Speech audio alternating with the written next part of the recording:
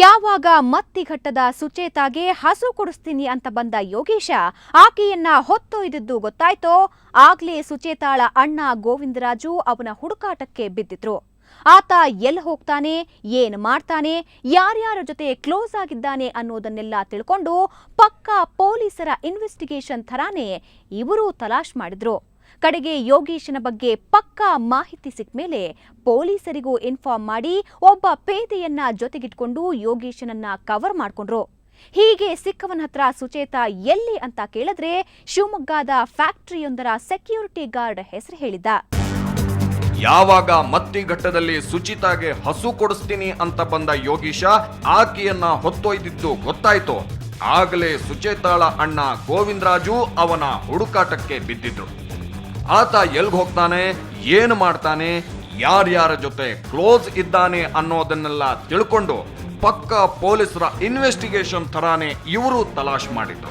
ಕಡೆಗೆ ಯೋಗೀಶನ ಬಗ್ಗೆ ಪಕ್ಕಾ ಮಾಹಿತಿ ಸಿಕ್ಕ ಮೇಲೆ ಪೊಲೀಸರಿಗೂ ಇನ್ಫಾರ್ಮ್ ಮಾಡಿ ಒಬ್ಬ ಪೇದೆಯನ್ನ ಜೊತೆಗಿಡ್ಕೊಂಡು ಯೋಗೀಶನ್ನ ಕವರ್ ಮಾಡ್ಕೊಂಡ್ರು. ಹೀಗೆ ಸಿಕ್ಕವನತ್ರ ಸುಚಿತಾ ಎಲ್ಲಿ ಅಂತ ಕೇಳಿದ್ರೆ ಶಿವಮೊಗ್ಗದ ಫ್ಯಾಕ್ಟರಿಯೊಂದರ ಸೆಕ್ಯೂರಿಟಿ ಹೆಸರು ಹೇಳಿದ್ದ. ಕ್ಯಾರ್ಪೇಟೆ ಪೊಲೀಸ್ ಸ್ಟೇಷನ್ಗೆ ಕರ್ಕೊಂಬಂದಾದ್ಮೇಲೆ ಅವರು ಇದು ಶಿವಮೊಗ್ಗಕ್ಕೆ ನಿಮ್ಮ ಸಿಸ್ಟ್ರ ಕರ್ಕೊಂಡು ಹೋದಕ್ಕಂದ್ರೆ ಮಂಜಪ್ಪ ಅಂತ ಅಂದ್ಬಿಟ್ಟು ಅವ್ನು ಹೇಳ್ದ. ಆಯಿತು ನಡಿ ಅಂತ ಅಂದ್ಬಿಟ್ಟು ನಾವು ಪೊಲೀಸ್ ಕರ್ಕೊಂಡು ಶಿವಮೊಗ್ಗಕ್ಕೆ ಹೋದೋ. ಅಲ್ಲಿ ಶಿವಮೊಗ್ಗದಲ್ಲಿ ಅವನು ಮಂಜಪ್ಪ ನನ್ನ ಫೋನ್ ನಂಬರ್ ಕೊಟ್ಟಿದ್ನಲ್ಲ, ಅವನು ಸ್ವಿಚ್ ಆಫ್ ಮಾಡಿಬಿಟ್ಟ. ಇನ್ನು ಅವನು ಸಿಕ್ಕದಂಗೆ ಆಗಲಿಲ್ಲ.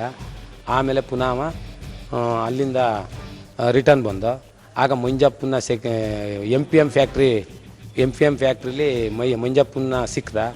ಅವನ ಪೊಲೀಸ್ನರ ಜೊತೆ ಮಾಡ್ಕೊಂಡು ಕ್ಯಾರ್ಪೇಟೆ ಕರ್ಕೊಂಬಂದು. ಅಲ್ಲೆಲ್ಲೂ ಸುಚಿತಾ ಇರಲಿಲ್ಲ.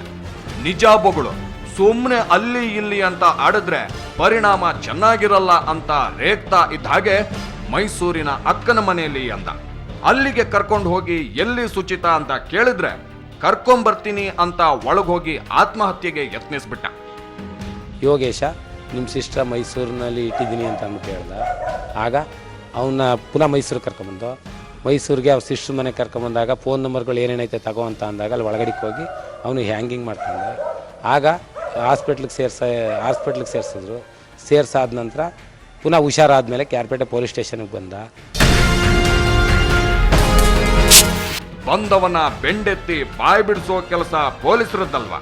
ಅವರದನ್ನ ಮಾಡ್ತಾರೆ, ಮಿಸ್ ಆದವರು ಮನೆಗೆ ಬರ್ತಾರೆ ಅಂತ ಅಂದ್ಕೊಂಡು ಇವರು ಕೂತಿದ್ರಂತೆ. ಆದ್ರೆ ಯಾವ ಮಾಹಿತಿನೂ ಸಿಗ್ಲಿಲ್ಲ. ನೋಡಿದ್ರೆ ಆರೋಪಿ ಯೋಗೀಶ ಆರಾಮಾಗಿ ಊರಲ್ಲಿ ತಿರುಗಾಡ್ಕೊಂಡಿದ್ದ. ಅದನ್ನ ನೋಡಿ ಗೋವಿಂದರಾಜು ಸ್ಟೇಷನ್ಗೆ ಓಡಿದ್ರೆ ಅವರು ವಿಚಿತ್ರವಾಗಿ ವರ್ತಿಸಿದ್ರಂತೆ.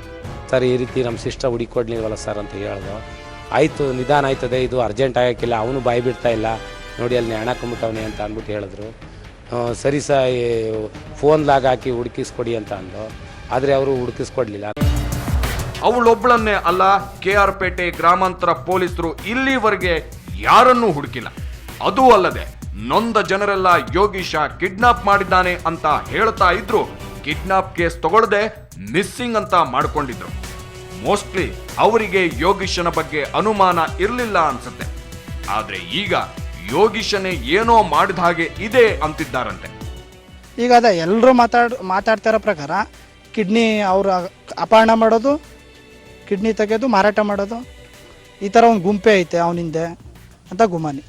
ಈ ಗಂಜಿಗೆರೆ, ರಾಜನಹಳ್ಳಿ, ಮಾಚಕನಹಳ್ಳಿ, ದೊಡ್ಡಗಾಡಗನಹಳ್ಳಿ, ಮತ್ಕಟ್ಟ, ಬಲೇನಹಳ್ಳಿ, ಮುರ್ಕನಹಳ್ಳಿ ಸುಮಾರು ಇಲ್ಲ ಅಂದರೆ 8ರಿಂದ 11 ಜನ ಆಗೈತೆ ಅಂತ ಇಲ್ಲಿ ಜನಗಳು ಮಾತಾಡ್ಕೊತಾರದು. ಇಲ್ಲೇ ಸುತ್ತಮುತ್ತಲ ಪ್ರದೇಶದಲ್ಲಿ ಅವ್ನು ಚನ್ನರಾಯಪಟ್ಟಣದಲ್ಲೂ ಮೊದಲು ಈ ಥರ ಕೆಲಸಗಳು ಮಾಡಿದ್ದಾನೆ ಅನ್ನೋ ಗುಮಾನಿ. ಪೊಲೀಸ್ ಕೂಡ ಇದೇ ಮಾತು ಹೇಳ್ತಾ ಇದ್ದಾರೆ.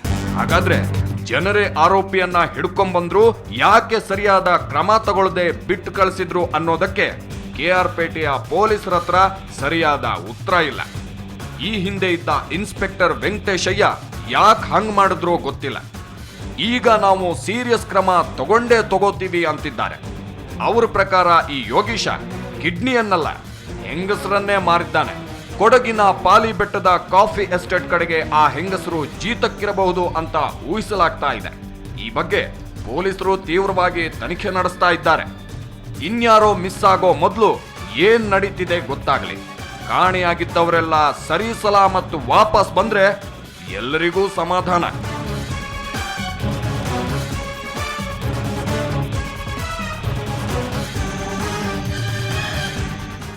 ನಮ್ಮ ಸಮಾಜದಲ್ಲಿ ಕಿಡ್ನಾಪ್ ಪ್ರಕರಣಗಳು ಹೊಸದಲ್ಲ. ಆದ್ರೆ ಹಿಂಗೆ ಒಂದೇ ಪ್ರದೇಶದಲ್ಲಿ ಸಾಲು ಸಾಲಾಗಿ ಅಪಹರಣಗಳಾದ್ರೆ ಜನ ಬೆಚ್ಚಿ ಬೀಳೋದು ಹೌದು.